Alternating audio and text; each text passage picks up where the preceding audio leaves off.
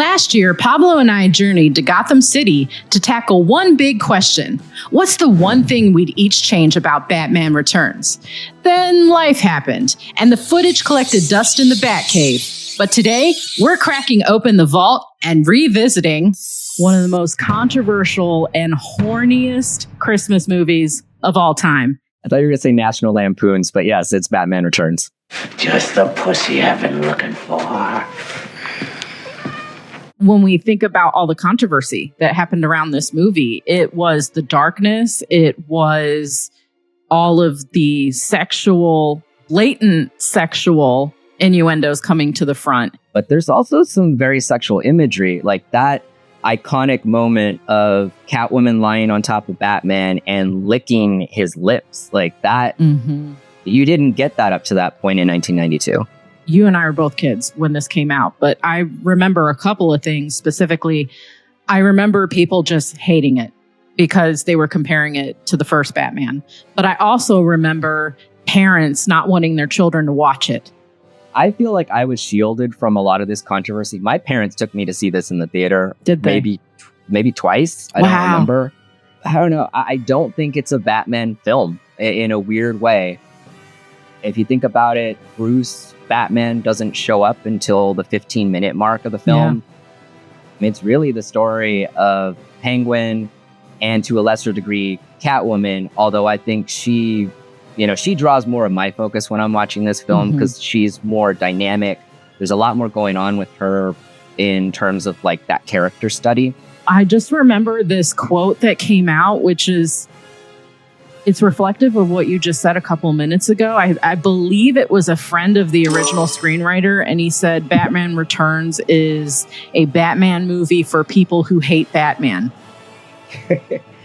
But this is through the lens of Burton, where you're getting some really weird stuff that just wouldn't normally be in that Batman universe, but I think has informed the Batman universe going forward in ways where sometimes it does get very silly. Sometimes it gets very gothic, and sometimes you have gangs of clowns running around now, even, if the Joker's not involved. That's just part of it now because of how iconic this film was.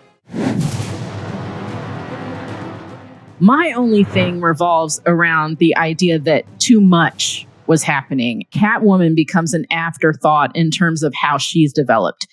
This film sets up that Shrek is the major villain, and that Penguin and Catwoman are victims of their situations. Penguin was thrown away.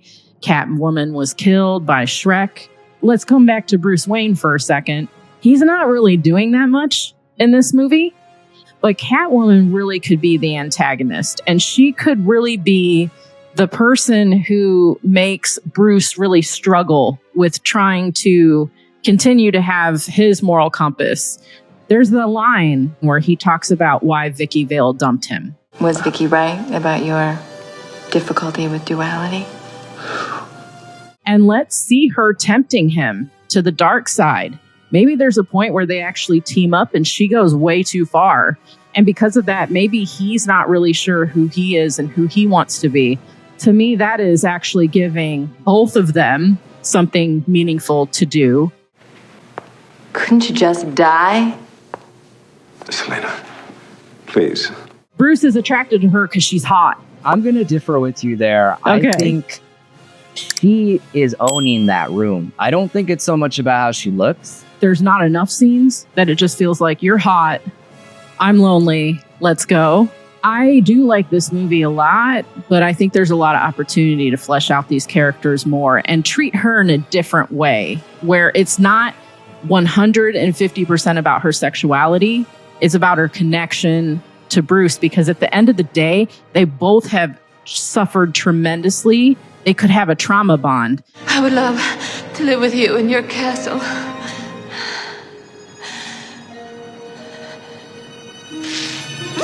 That's what a cat does. You pet the cat, it slices you.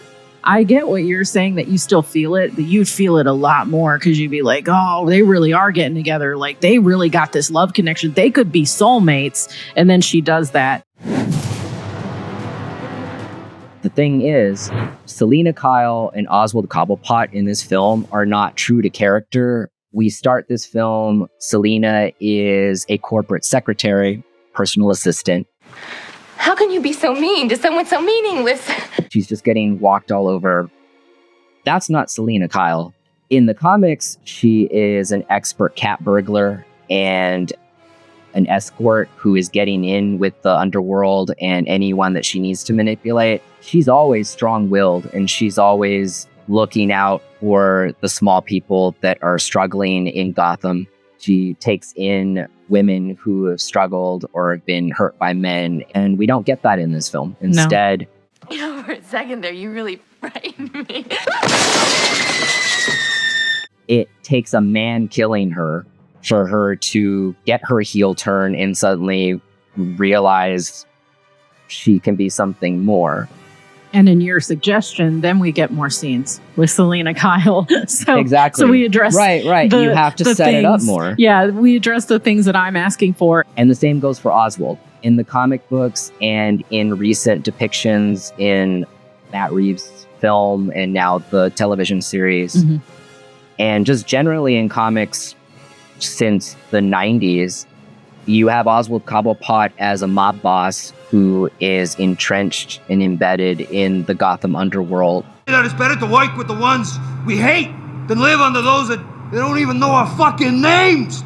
You don't get that here. No. You get the sense that he's capable of that when he does reclaim his birthright, as they say, because Shrek is, getting him into the literati, and he's going to run for mayor or be mayor. I think that's probably one of the most disappointing things about the Burton Batmans for me, and just omitting the gangster piece of it, which is so important to Gotham City. I think you can still get him dumped in the sewer as a child. I think you can still have him come to the surface. And by the time we see him in the film, he's already established in the underworld. You could even show that to us, him being recruited, because he would be a ruthless assassin. In both cases with these villains, you're not getting the true characters. You're getting what Burton wanted to do with them to put some crazy stuff on screen. And I'm honestly okay with that. I think that works to great effect. It's iconic. You're getting something that you're never going to get again, but it's not Selina Kyle and it's not Oswald Cobblepot. What's the one thing you'd change about Batman Returns? Let us know in the comments below. From the two of us to you, well, we'll let Alfred take it from here. Merry Christmas, Mr. Wayne. Merry Christmas, Alfred. Goodwill toward men and women.